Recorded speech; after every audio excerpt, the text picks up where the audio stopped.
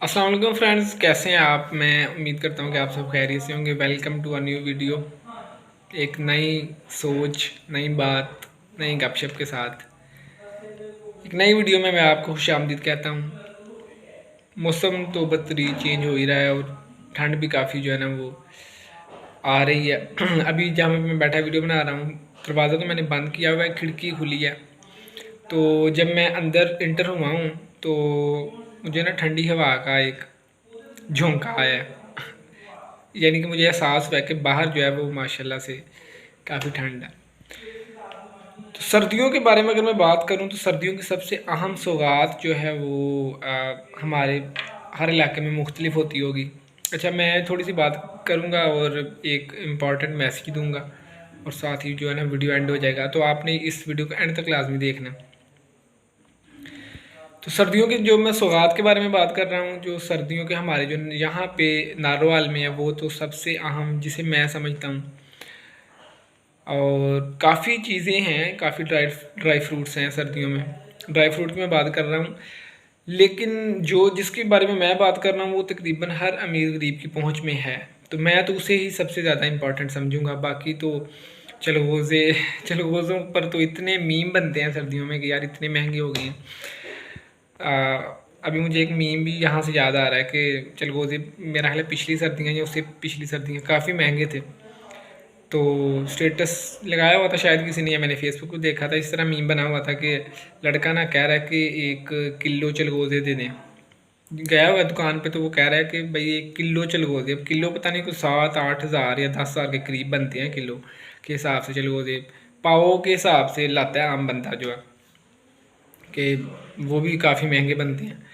आम बंदा तो खाता ही नहीं है, उसकी पहुंच से बिल्कुल दूर होते हैं। तो वो क्या कह रहा है कि किलो चलगोज़े दे दें, और साथ में अंकल और आंटी खड़े हैं।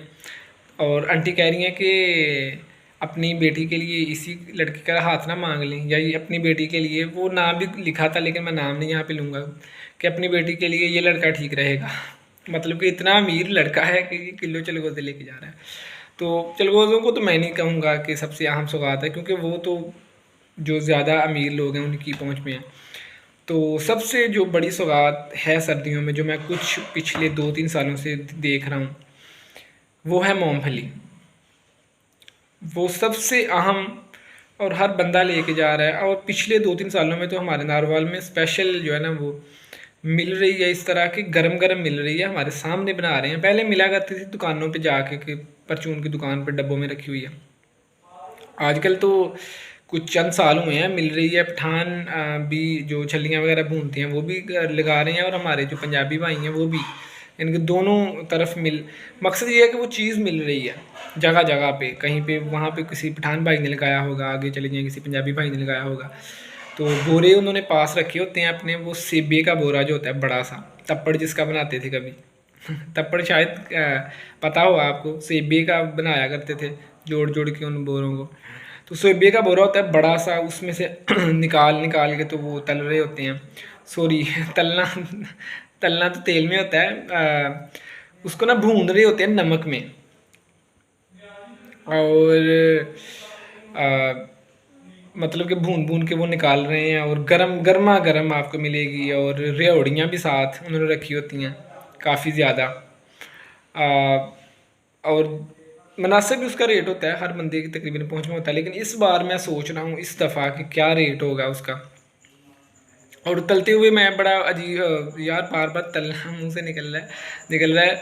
और जो भूनते हुए ना मैंने कभी देखा है थोड़ा सा देसी तेल वो भी उसमें डालते हैं। पता नहीं वो किस मकसद के लिए डालते हैं, वो तो वही बता सकते हैं जो मूंगफली को उस तरह करते हैं नमक में, मैंने देखा है। तो बाकी ये है कि हर बंदे की तकरीबन पहुंच में वो होती है, वो लेते भी हैं लोग और इन्जॉय भी करते हैं। और गर्मा गर्म मूँगफली आप सोचें कि वो अभी आपके सामने भून रहा हो, और साथ रेवड़ियाँ, और साथ बड़ा यानी कि इन्जॉयमेंट होती है। तो पिछले सालों में तो इसका तकरीबन रेट नॉर्मल था। अब पेट्रोल का रेट सोच के तो नज़र आता है कि यार पता नहीं इसका रेट अब कहाँ पे पहुँचेगा, ये अब कुछ कहा नहीं जा सकता। मूँगफली भी क्या, एक आम जो सफ़ेद पोश है उसकी रेंज से बाहर निकल जाएगी, क्योंकि ज़ाहिर है पेट्रोल का असर तो हर चीज़ पे होगा।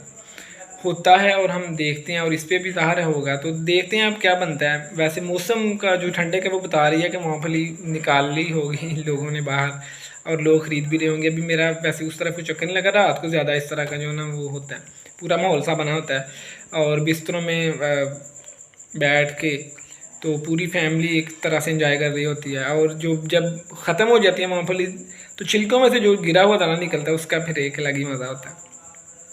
तो ये तो थी हमारे नारोवाल की सबसे अहम सौगात, जो मैं देख रहा हूँ कि पिछले 3-4 सालों से काफ़ी जो है ना वो फैली हुई है।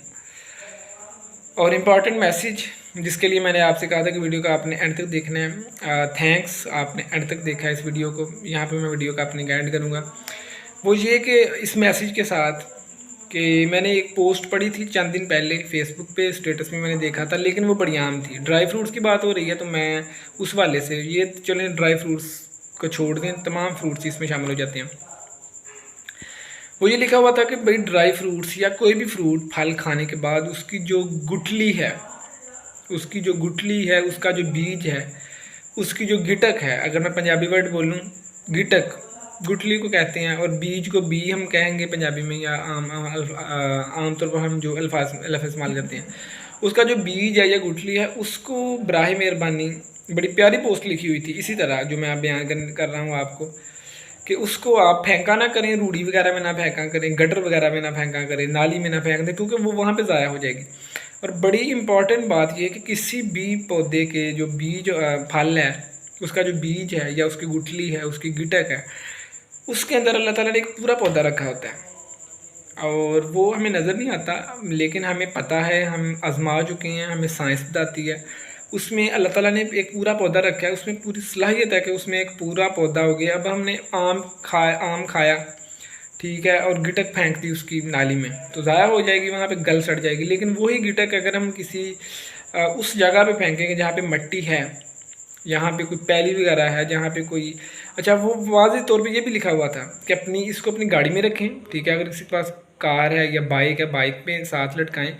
और जब कहीं इस तरह के इलाके में जाएं जहाँ पे साइड्स पे होता है ना ग्रीन, ज़ाहिर है सड़क है, तो उसके इर्द गिर्द तो जो पैलियाँ ही हैं वो खेत ही हैं, तो वहाँ पे फेंक दिया करें ताकि ज़ाया ना हो। और सबसे प्यारी बात, जुमला, जो सबसे प्यारा जुमला जो मुझे जिसने अट्रैक्ट किया और जिसकी वजह से मैंने उसका फ़ौरन स्क्रीनशॉट लिया था, वो ये था कि लिखा था कि जो कुदरत है वो खुद इनकी हिफाजत करेगी, कुदरत खुद इनकी हिफाजत करती है। आप ये ना टेंशन लें कि भाई ये कैसे फलेगा फूलेगा, बड़ा कैसे होगा, बारिश होगी, ठीक है। अब जैसे 5 क्लास में पढ़ा करते थे कि पोलिनेशन किस तरह होती है, कि परिंदे भी पोलिनेशन करते हैं, तो इस तरह जो कुदरत है वो बड़ा उनको प्रोटेक्ट करेगी। आपका सिर्फ ये है काम कि उनको डस्टबिन में ना फेंकें। ज़ाहिर आप डस्टबिन में फेंकेंगे, डस्टबिन जाकर रूढ़ी में चली जाएगी, और रूढ़ी में कोई आग लगा जाएगा, ठीक है, या आग ना भी लगाएगा तो जो म्यूनसिपल कमेटी वाले हैं वो लेके जाके फिर जो मेन जहाँ पे कूड़ा फेंका जाता है वहाँ फेंक देंगे, यानी कि गल सड़ जाएगी।